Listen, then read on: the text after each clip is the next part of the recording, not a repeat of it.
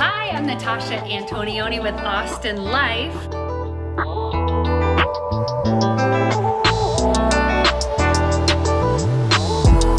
Today, we're here with Michael, yay! And we are doing my pantry. I'm so excited. So stick around because we do have an offering and it is 10 hours of organizing for $250. Amazing, and he is virtual also. So if you are not local to Austin, don't worry, he can do it virtually with you. So let's dive in. You may have seen my closet makeover where I had Simply by Michael come out and reorganize my closet. So my husband loved it so much, he said, oh gosh, I want to get my closet done too. So I was like, ding, ding, ding, Christmas present, and got him a gift to redo his closet. But he walked into our pantry and he said, babe, can we switch it to the pantry? We really need it.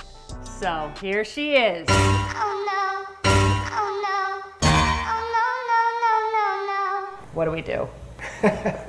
First, I want to ask you is what do you like about the pantry and what don't you like about the pantry? What's functioning well and what isn't? I am a supplement junkie. So for me personally, I love all my supplements being in one place. There is a little bit of order going on. It's kind of a wreck, but there's areas. So this is like kids snack zone. This is mom's cooking zone. Okay. And then these are the powders that we use for smoothies and then baking things. For me to be able to look in the pantry and see something that's more consistent, yes, and that the messy things maybe go on the side, yes, it just gives me like a sense of calm.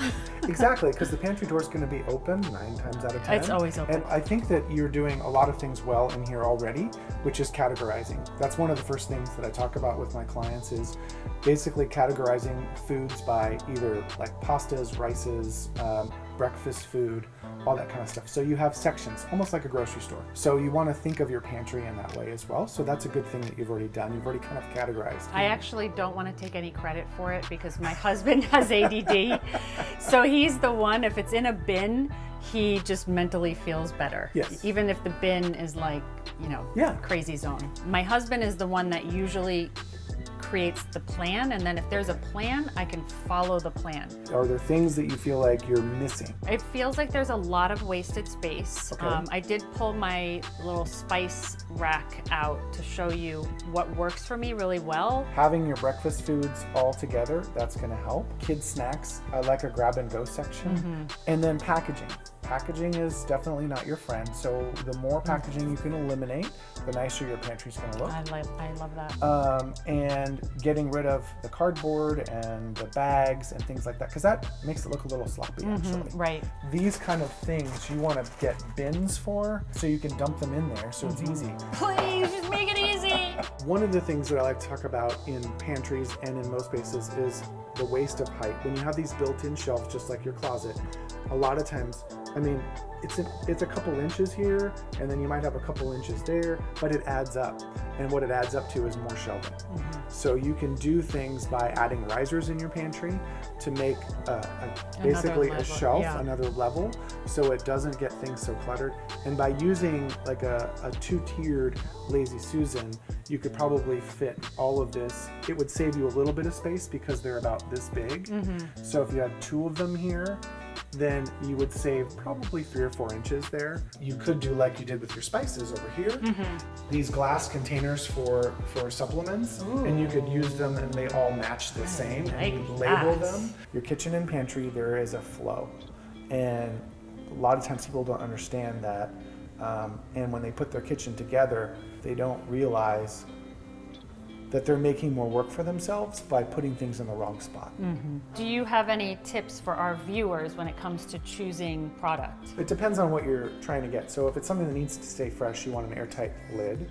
But again, ultimately, you want to go for the look and feel that you like, that works for you. If it's glass, if you want glass, if you're okay with plastic, even if you are wanting to see the product or not see the product.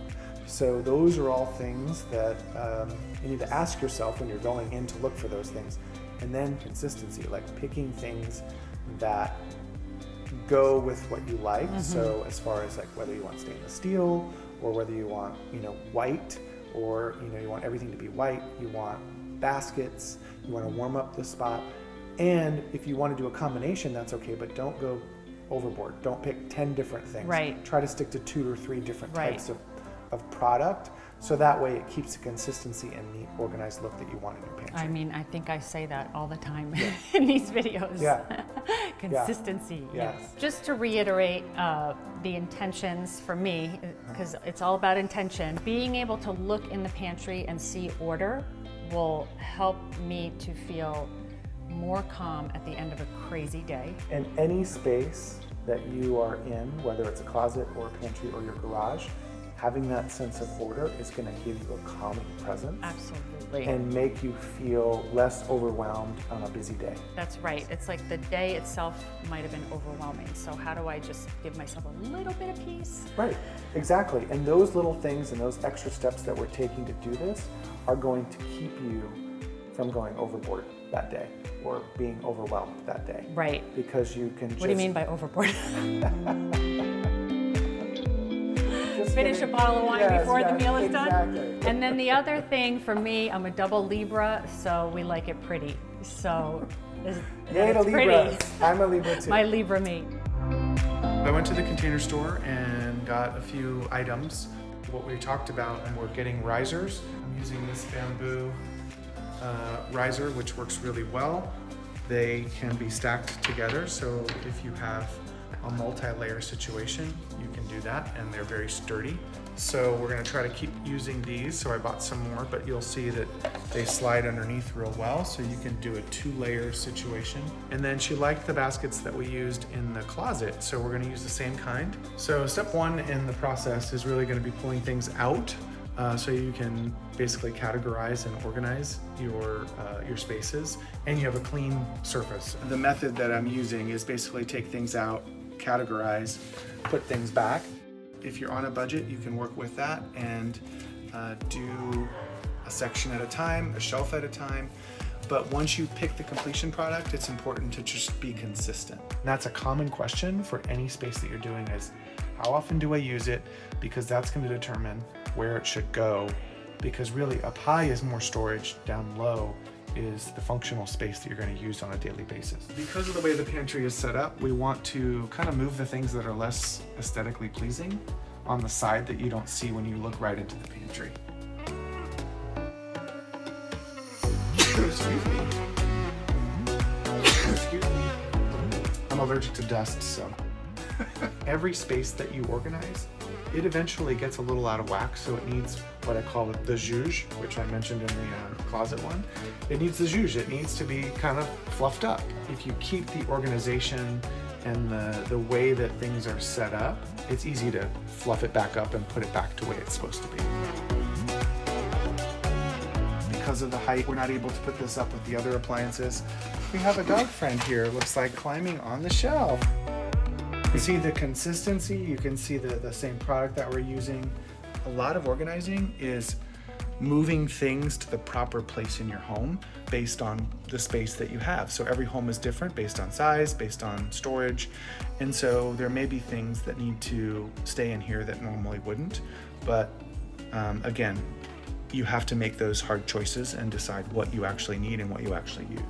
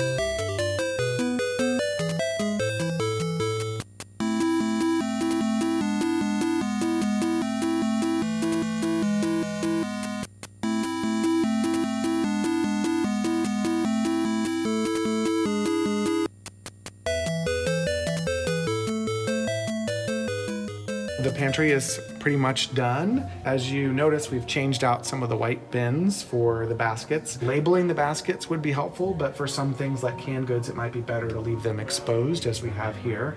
But you can see that there's symmetry, and you try to get that and the same look and feel throughout the whole pantry. We use the hyacinth basket, we use the bamboo risers. Once we finished and got all the expired food out and things like that, you'll see that we have actually more space. So down here you'll see we have some snack foods. So that's all like your chips, your crackers, all that kind of stuff that they can just grab and go. But we have room to add another riser here and put another basket if the family gets more items that they need to put in here, more snack food. And then this whole shelf is practically open.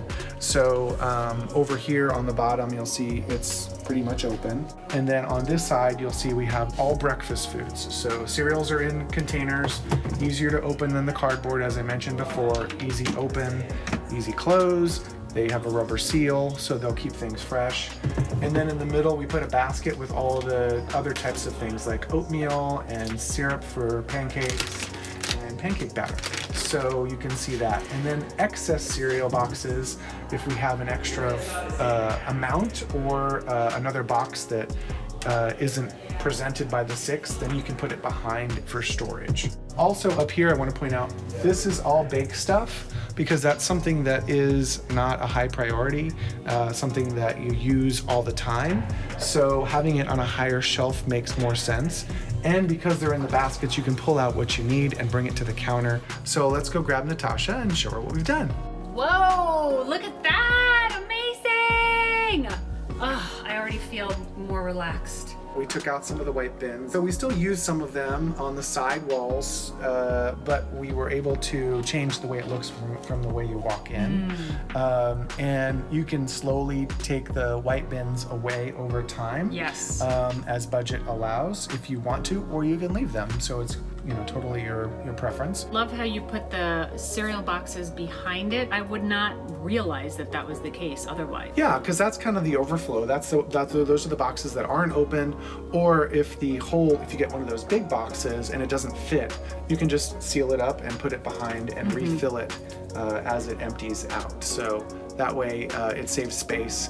And you know, you don't need to see those boxes. Right, don't want to see the boxes. Right. I mean, that's the whole thing with this, is that it's all the chaos is like hidden. Yes. So you're not looking at all those different labels and brands. It just feels so much cleaner. Exactly. And that gives you the clean lines that you were asking for. You really took the time to learn about my family and what we use the most, and it was organized according to that, which is so great. The kids have easy access to their snacks.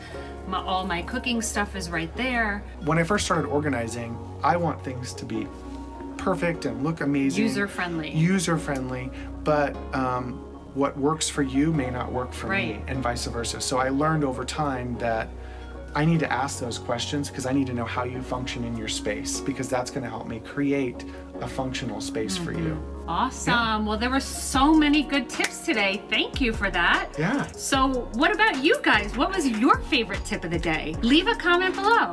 Bye.